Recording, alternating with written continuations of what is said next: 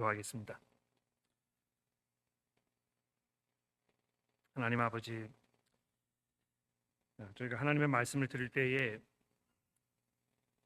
주의 성령께서 저희들의 마음을 움직이셔서 거룩하신 하나님의 그 능력과 그 위엄을 보게 하시고, 또 그 앞에 한없이 나약하고 부족한 저희들의 참된 모습을 우리로 인정하게 하시며, 그 가운데에서 주 앞에 믿음으로 나아가도록 저희를 도와주옵소서. 예수 그리스도의 이름으로 간절히 기도합니다. 애가라는 말은 애통할 애자에 노래 가자를 써서 슬픔의 노래라는 말입니다. 큰 슬픔을 당해서 이 몰려온 그 비통함, 이것을 주체할 수 없을 때 어떻게 할 것인가? 이 노래, 그 비통함을 노래로 이렇게 기도로 표현한 것입니다. 성경에 애가가 담겨 있다는 것이 매우 놀랍기도 하고, 한편으로는 참 다행이라고 생각이 듭니다.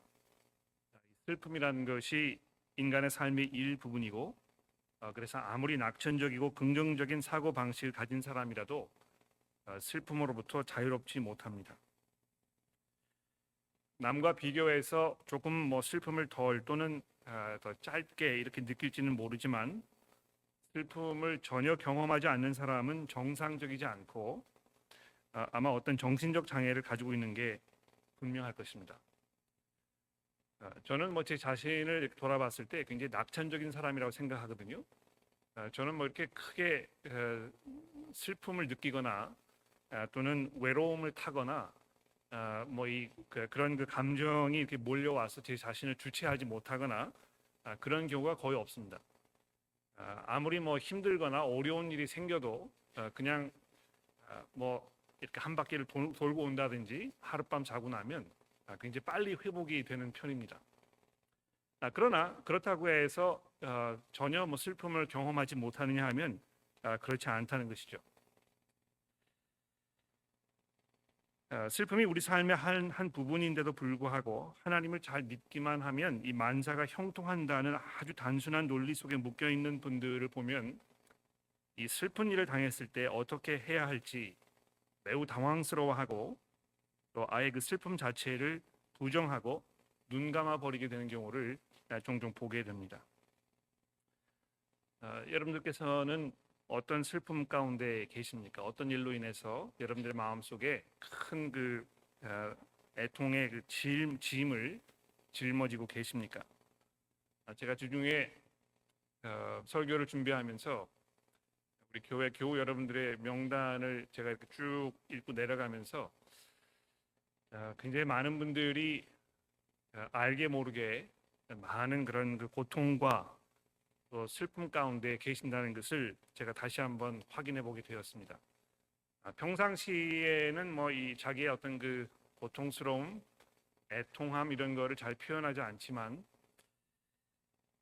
혼자 계실 때, 또 다른 사람들이 옆에 이렇게 그 시선을 의식하지 않아드는 그 순간에 있을 때는 주체할 수 없을 정도로 밀려오는 어떤 그 적막감, 또 고통스러움, 이런 것들을 안고 계시는 분들이 제가 여기서 내려다 봐도 굉장히 여러분들 계시는 것을 볼 수 있습니다. 자녀의 어떤 그 방황하는 삶을 이렇게 보시면서 굉장히 그 마음속에 깊은 슬픔과 또 염려와 걱정을 안고 계시는 분들이 계실 것입니다. 또 여러분들 건강의 문제로 인해서 굉장히 마음속에 큰 질문이 있으시고, 이거 어떻게 내가 살아가야 될 것인가, 이런 그 모습을 보시면서 슬퍼하시는 분들도 계십니다. 특히 우리 연로하신 그 시니어 분들 가운데는 한 평생을 살아오면서 인생의 이제 그 종착역을 바라보시는 이런 상황에 오셨을 때 내 삶의 종착역이 이렇게 힘들고 어려우며 또 어떻게 보면 초라하게 느껴진다는 그런 그 상황 속에서 굉장히 마음에 큰 짐을 지고 계시는 그런 분들도 계실 것입니다. 자기의 현재 처해 있는 상황이나 형편을 돌아보시면서 다른 사람과 비교했을 때 내가 이루어놓은 것이 무엇인가, 내가 사는 것이 이것밖에 되지 않는 것인가, 이런 그 마음의 짐으로 그 슬픔 가운데 계시는 분도 있을 것입니다. 전지전능하시고 인자와 공의의 하나님께서 이 세상을 다스리고 계신다는 이 성경의 가르침에도 불구하고 우리가 이 슬픔으로부터 자유롭지 않다는 점을 성경이 인정하고 있다는 것이 굉장히 놀랍습니다. 그러니까 하나님께서 선하시고 능력이 많으시고 우리를 사랑하시고 그래서 우리에게 가장 좋은 것을 원하시는 이런 분이시라면 왜 우리가 삶 속에서 이렇게 고통을 당해야 하는 것인가? 왜 우리가 이 어려움 가운데 있는 것인가? 이런 그 삶의 괴리감을 우리가 느끼게 되는 것인데요. 이 괴리감을 성경이 부정하거나 이거를 무시하지 아니하고 또 현실을 부정하거나 전혀 동떨어진 어떤 그 가상 세계에서의 삶에 대해 성경이 이야기하지 아니하고 이 세상에서 겪는 우리의 그 고통과 우리의 이 마음의 무거운 짐들을 성경이 그대로 인정하면서 이것을 어떻게 표현할 것인가 이거를 성경이 우리에게 말씀해주고 있다는 이것이 매우 다행스러운 것입니다.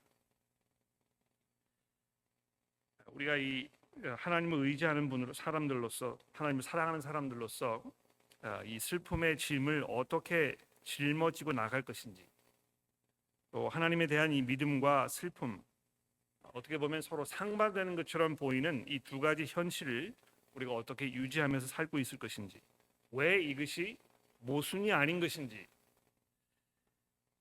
이런 것을 이 애가가 설명해주고 있기 때문에 굉장히 다행스러운 것입니다.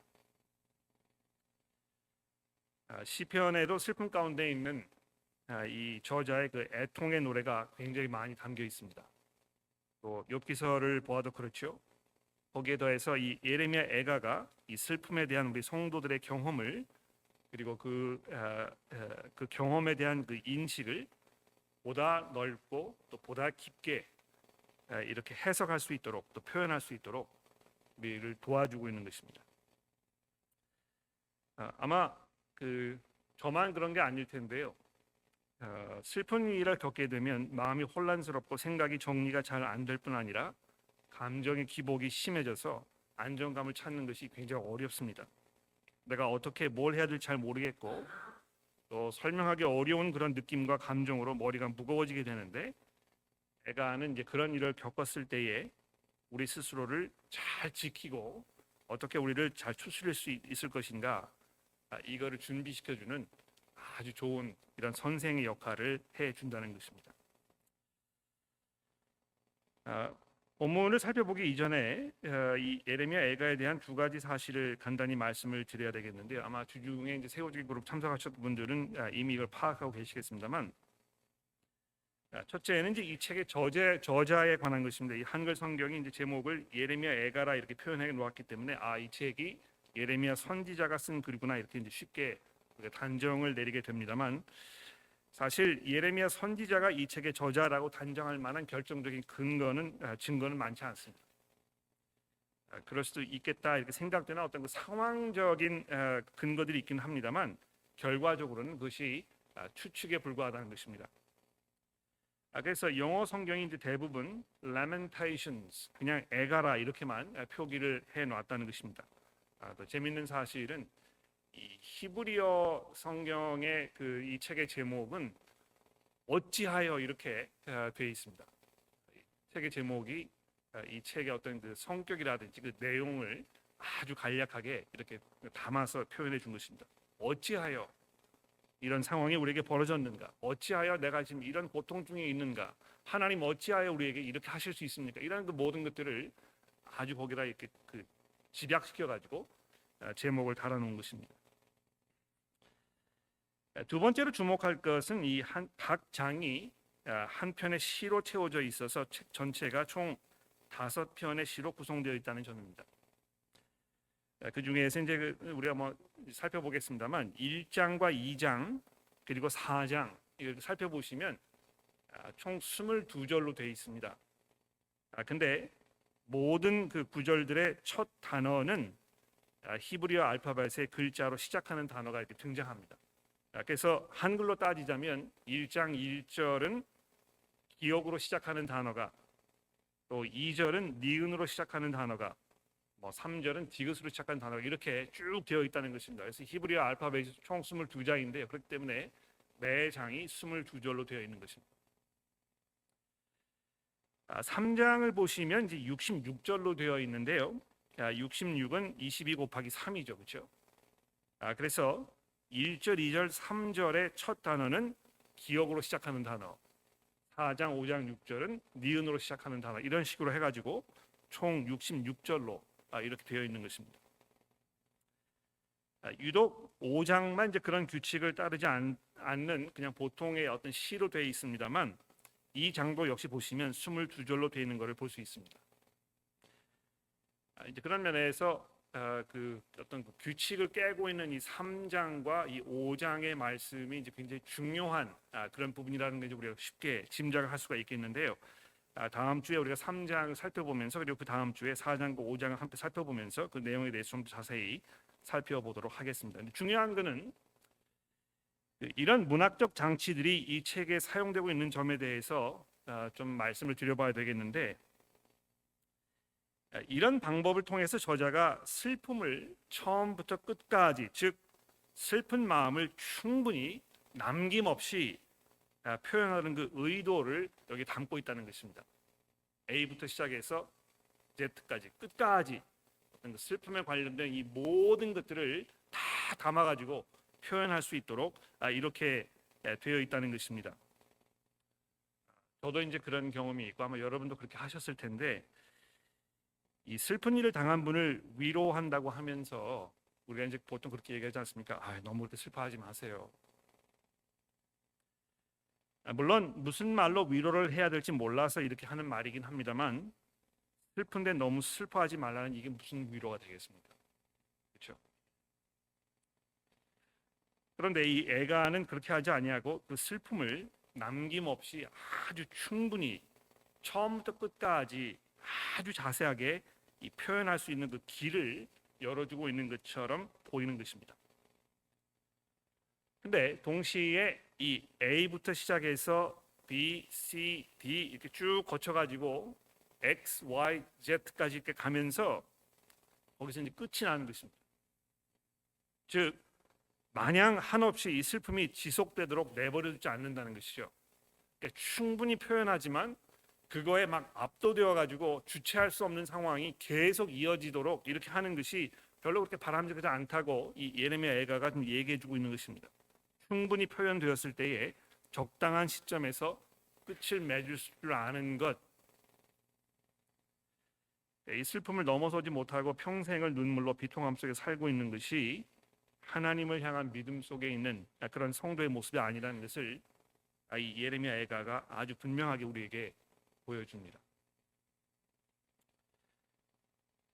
상을 당하면 유가족 여러분들의 모습 속에서 이 가족이 평소에 얼마만큼 견고하고 탄탄하게 이 믿음을 다져왔는지를 제가 확인해 보게 됩니다.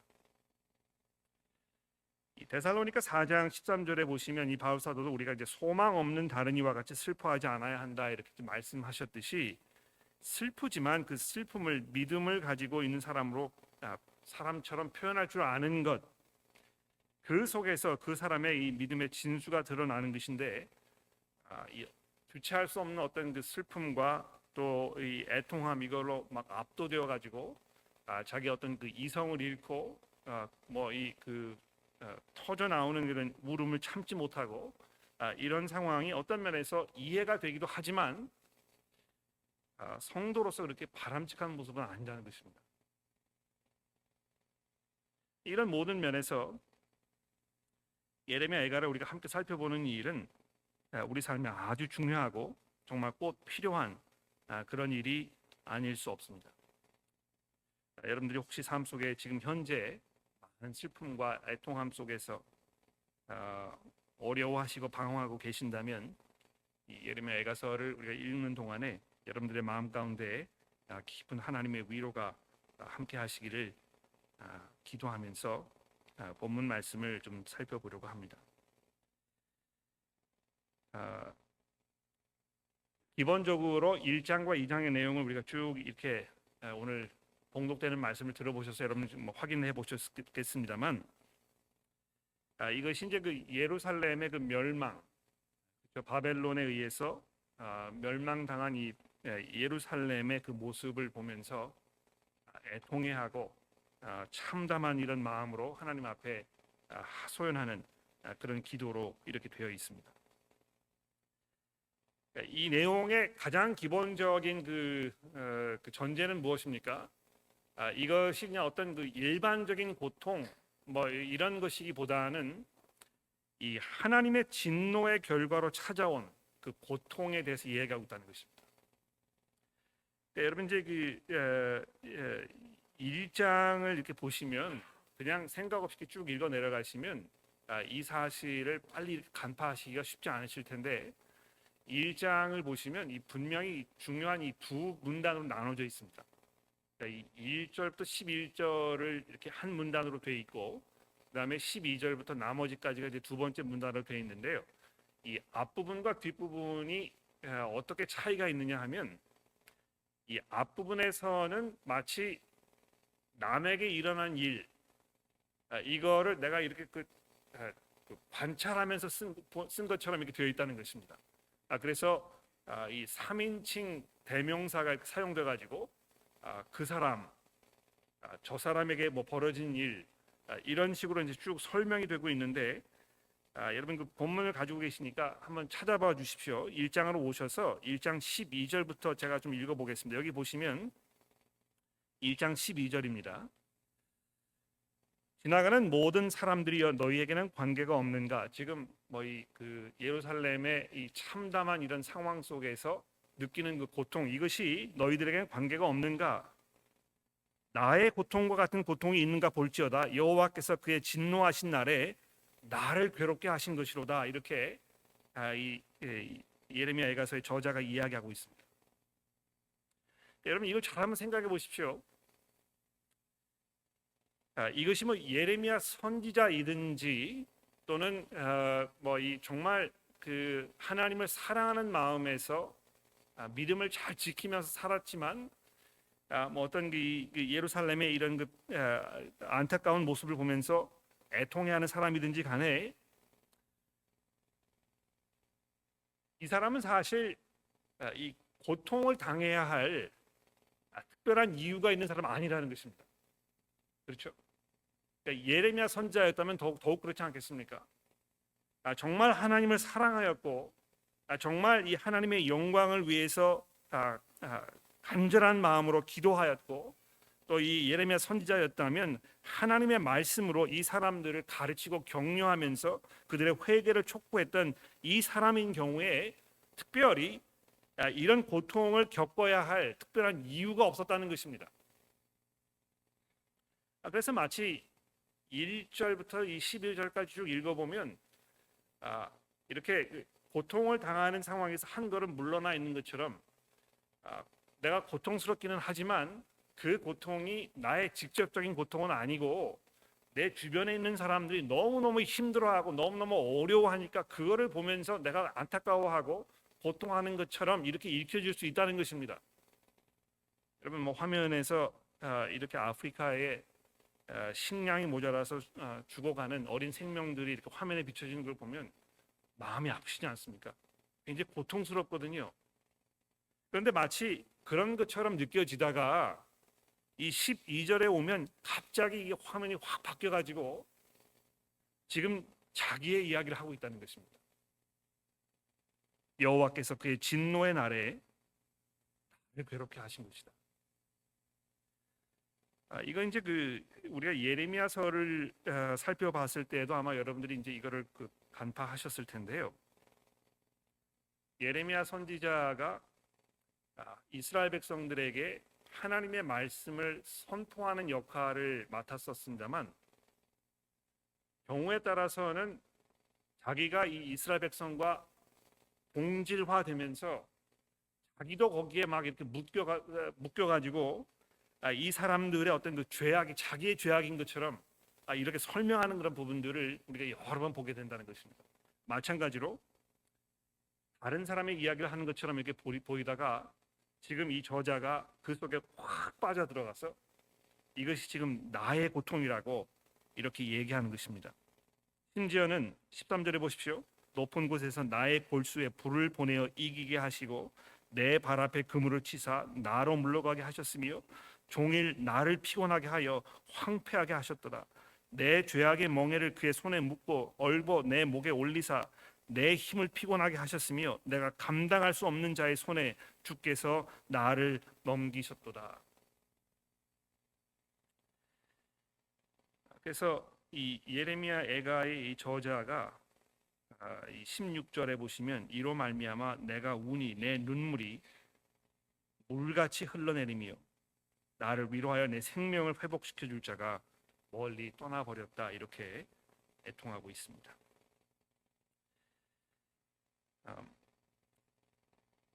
이런 내용이 이제 그 1장 전체를 가득가득 채우고 있는데 이거 쭉 읽어보면 이제 이만하면 됐어. 무슨 말인지 알겠어. 얼마만큼 이게 고통스러운지, 이게 얼마나 참담한 상황인지, 이게 얼마나 끔찍한 이런 상황인지에 대해서 충분히 이해가 됐어. 이제 이렇게 1장 마지막 절에 결론을 내법도 합니다. 그런데 2장으로 넘어가서 2장의 내용을 이제 살펴보십시다. 2장에서는요 더더욱 강렬한 어떤 그 어조로 더 심각한 어떤 단어들을 선택해서 더 끔찍한 표현으로 이 자기를 향한 하나님의 이 진노하심을 지금 노래하고 있다는 것입니다. 2장 1절 말씀을 보십시오. 슬프다 주께서 어찌 그리 진노하사 딸 시온을 구름으로 덮으셨는가. 이스라엘의 아름다움을 하늘에서 땅에 던지셨으며 그의 진노의 날에 그의 발판을 기억하지 아니하셨도다. 주께서 야곱의 모든 처소들을 삼키고 긍휼히 여기지 아니하셨으며 노아사 딸 유다의 견고한 성체들을 허물어 땅에 엎으시고 나라와 지도자들을 욕되게 하셨도다. 좀 더 내려가서 5절 말씀을 보십시오. 주께서 원수같이 되어 이스라엘을 삼키셨으며 모든 궁궐들을 삼키셨고 견고한 성읍을 무너뜨리사 딸 유다에게 근심과 애통을 더 하셨도다. 이것이 이 하나님의 진노의 결과로 찾아온 이 고통에 대해서 지금 얘기하고 있다는 것입니다.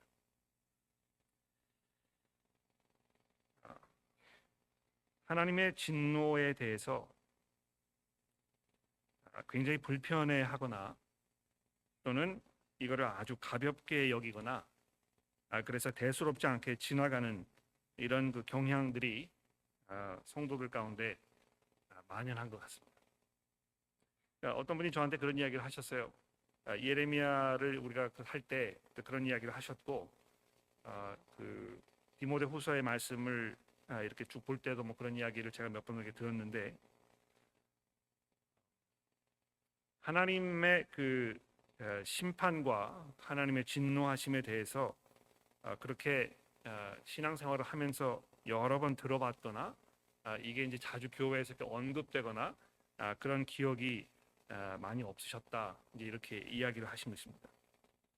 그러니까 이 신앙생활이라는 거는 그저 하나님을 잘 믿으면 우리가 복을 많이 받아서 그저 편안하게 살고 또 우리가 원했던 것들이 이루어지고 소원이 뭐 되고 사업이 번창하고 내 건강하고 그래서 하나님을 잘 믿다가 행복하게 살다가 천국에 가서 지금보다 더 좋은 그런 축복을 누리는 것으로 이제 신앙생활을 이렇게 설명하는 이런 굉장히 익숙해져 있는데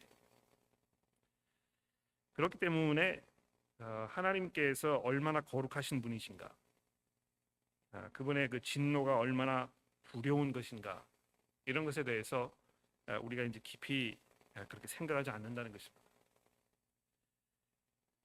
교회에서 이제 우리가 그 회개 기도를 할 때도 그 회개 기도 속에 담겨 있는 그 문구를 보시면 이 죄의 문제가 얼마나 심각한 것인가, 그리고 그 죄에 대한 하나님의 그 마음이 어떠한 것인가에 대해서 정말 구구절절 이걸 잘 표현해서 이렇게 그 기도를 사용해서 우리의 이 잘못을 하나님 앞에 회개하도록 이렇게 되어 있습니다만, 심지어는 이제 그 기도를 우리가 할 때도 그냥 대수롭지 않게 마치 그냥 주문을 외우듯이 이렇게 하고 넘어가 버린다는 것입니다. 예수께서 산상수훈에서 애통하는 자가 이제 복이 있다 이렇게 말씀하셨는데, 우리가 별로 이렇게 애통해하는 그 일에 대하여 깊이 생각해 보지 아니하고, 또 그럴 마음도 별로 없고, 또 그러고 싶지 않은 이런 성향이 아주 강한 것을 볼 수 있습니다. 왜 그렇습니까? 그냥 이 편안하고 행복하고 안정적이고 순탄한 삶을 사는 이것이 어느샌가 이 우리 마음속에는 우리 삶의 가장 중요한 그 이슈로 이렇게 자리 잡아 있는 것입니다.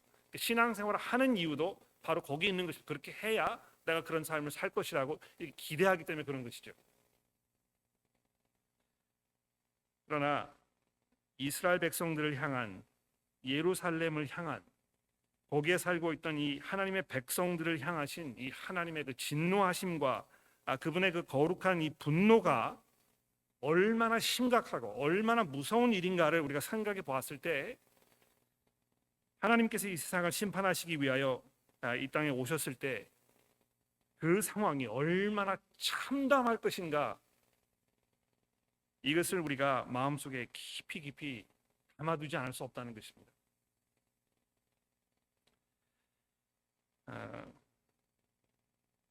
7월 마지막 주부터 시작해서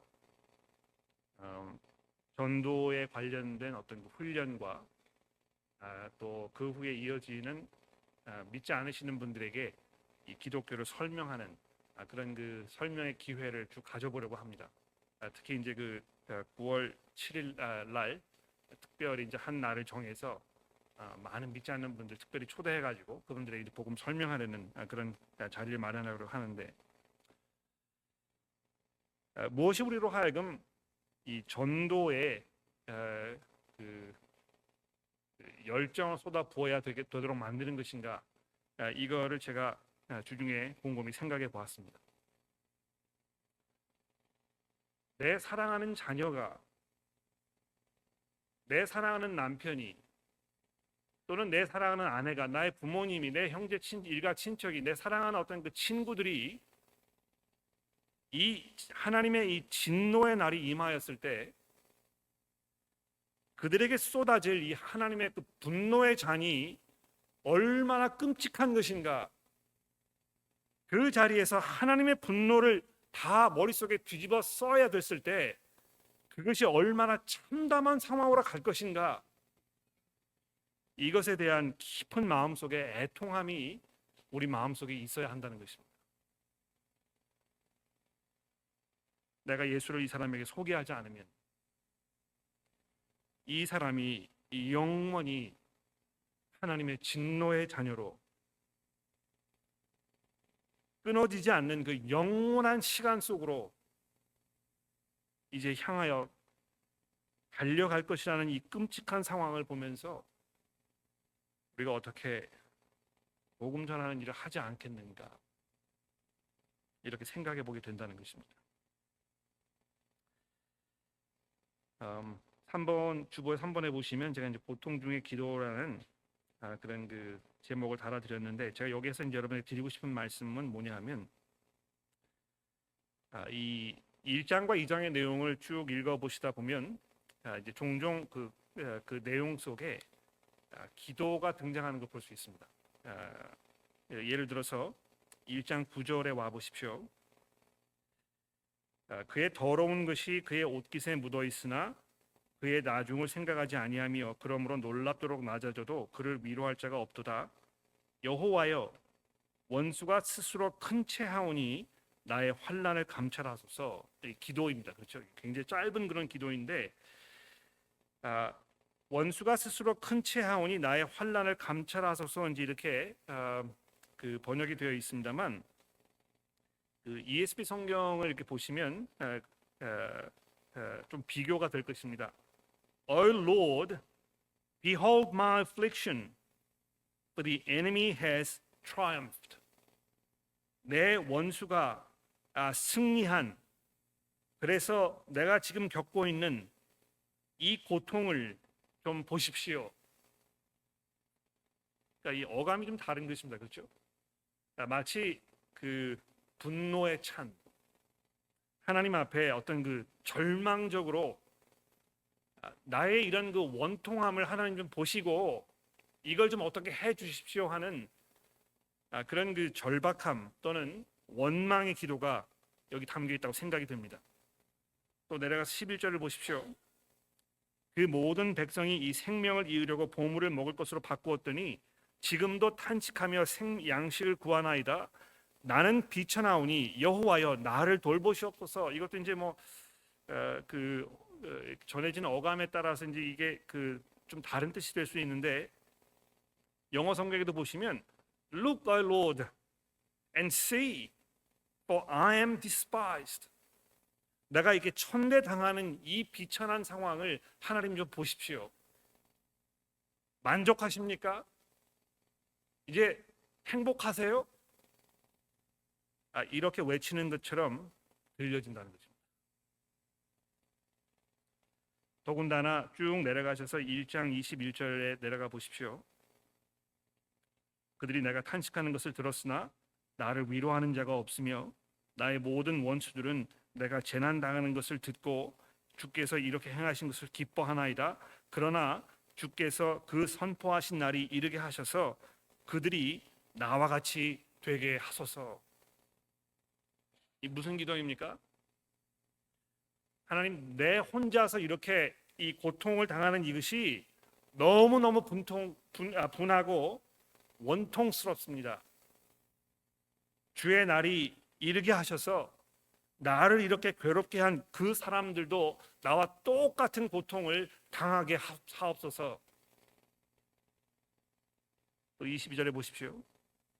그들의 모든 악을 주 앞에 가지고 오게 하시고 나의 모든 죄악들로 말미암아 내게 행하신 것 같이 그들에게도 행하옵소서. 나 혼자 이렇게 당하는 것 같아서 내가 너무너무 억울하고 원통합니다. 하나님, 어떻게 하시겠습니까? 이 사람의 고통이 얼마나 심한지 여러분 그 2장 11절에 보시면 이렇게 얘기하지 않습니까? 내 눈물이 눈물에 상하며 내 창자가 끊어지며 내 간이 땅에 쏟아졌나이다. 이 사람이 이렇게 기도하는 그 이유를 우리가 조금 이해가 될 것 같아요. 왜 나만 이렇게 어려운 가운데 하도록 내버려 두시는 것입니까? 자, 이런 그 내용을 읽어보면 이 도대체 이게 이제 무슨 위로와 격려가 되겠는가? 그런 그 의구심을 아마 좀 가지게 되실 것 같은데 두 가지를 말씀드리고 정리하겠습니다. 첫째는 우리가 그 고통을 당할 때 어려운 가운데 있을 때 굉장히 마음이 혼란스럽고 이 감정이 잘 추스려지지 않고 이렇게 했을 때 정말 많은 생각들이 우리의 머릿속으로 스쳐 지나간다는 것입니다. 근데 이 예레미야 애가서의 이 저자가 마치 그런 상황에 있는 것 같아요. 정제돼 가지고 옳은 말만 하나님께 하고 있는 것이 아니라는 것입니다. 이 사람의 이 고통 속에 울리는 그 기도가 그 사람의 마음을 그대로 담고 있습니다. 그의 그 분노와 그의 원통함과 그의 슬픔과 그 모든 것들이 이 기도 속에서 그대로 묻어나는 것을 볼 수 있다는 것입니다. 그게 첫 번째가 되겠고요. 두 번째로는 모든 시가 이 모든 내용들을 다 담고 있지는 않다는 것입니다. 그러니까 이게 이제 5편의 시로 되어 있다고 하지 않았습니까? 앞으로 이제 쭉 읽어 나가다 보면 이 1편에서 다루어졌던 그 내용이 재탕되는 것처럼 보이지만 이 2장에서는 그것이 훨씬 더 깊게 더 넓게 이렇게 표현되고 있음과 동시에 1장에서는 잘 이렇게 보이지 않았던 새로운 면이 거기 담겨 있고, 이것이 3장에서 또 반복이 되고 4장에서 더 그렇게 되고 5장에서 이제 결론이 나게 되는데요. 이 모든 것들을 우리가 이해하려면 1장부터 시작해서 5장까지 전체적인 그림을 우리가 알 수 있어야 한다는 것입니다. 그래서 이거 뭐 이렇게 기도하는 것이 이게 옳은 것인가? 왜 이렇게 기도하는 것인가? 이렇게 기도가 가르쳐 주는 것인가? 이런 많은 질문들이 여러분 마음속에 떠오르실 텐데, 조금만 참으시고 이거를 이제 그 참을성 있게 끝까지 들어보실 필요가 있을 것이고요. 마지막으로 한 가지만 결론으로 말씀드린다면, 2장 이 15절에 굉장히 중요한 그런 어떤 단서라고 할까요? 열쇠가 거기에 담겨 있습니다. 2장 15절 말씀을 보십시오. 모든 지나가는 자들이 다 너를 향하여 박수치며 딸 예루살렘을 향하여 비웃고 머리를 흔들어 말하기를 온전한 영광이라 모든 세상 사람들의 기쁨이라 일컫던 성이 이 성이 아니냐.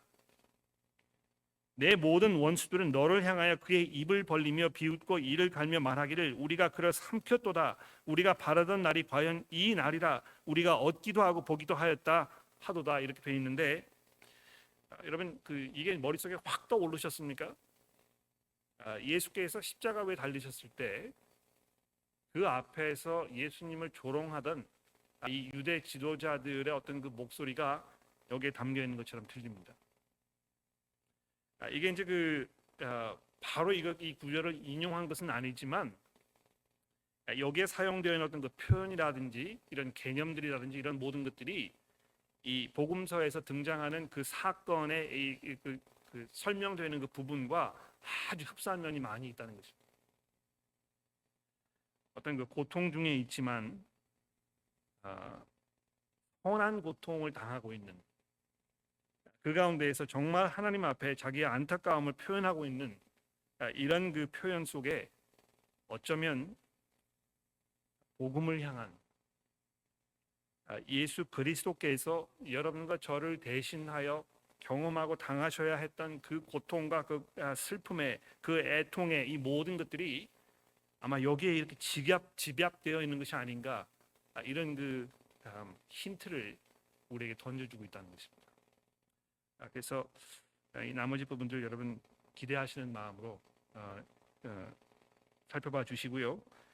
집에 돌아가셔서 이 3장의 내용을 깊이 한번 묵상해 보시도록 제가 적극 권해드립니다. 주중에 이제 세워지기 그룹이 방학에 들어갔기 때문에 아마 3장을 따로 공부하실 필요가 없으실 텐데, 집에서 2장을 충분히 읽고 교회를 오시면 아마 그 내용을 전달 받으시는데 훨씬 더 도움되지 않을까 생각합니다. 기도하겠습니다. 하나님 아버지, 세상을 돌아보면, 또 저희 주변을 돌아보면, 제가 살고 있는 현재의 삶을 들여다보면 정말 슬퍼할 수밖에 없는 그런 일들로 가득한 것을 하나님 앞에 고백합니다. 세상이 얼마나 어지러운지, 또 그로 인해서 얼마나 많은 탄식과 애통의 소리가 들려오는지, 우리 주변에 우리 교회에 있는 형제 자매들의 삶을 돌아봤을 때 그들이 겪고 있는 이 삶의 무거운 짐들이 주체할 수 없는 무게로 우리의 삶을 짓눌러 올 때, 또 내 삶 속에 지금 벌어지고 있는 이런 일들을 돌아봤을 때 우리가 정말 애통해하고 우리 눈에 눈물이 마르지 않는 것을 하나님 앞에 고백합니다. 그러나 이 고통을 하나님께서 외면하지 아니하시고 우리에게 그 고통을 하나님께 말씀드릴 수 있는 이 길을 열어주셨으니, 하나님이여, 특히 이 면에서 이번 이 시리즈를 통하여 저희들이 새로운 것들을 생각하며 바라보게 하시고, 우리가 어떻게 애통하지만 그 가운데에서 기뻐하며 즐거워할 수 있는지 저희들에게 가르쳐 주시고, 그걸 통해 저희들의 삶을 더 풍성하게 이루어 주옵소서. 예수 그리스도의 이름으로 간절히 기도합니다.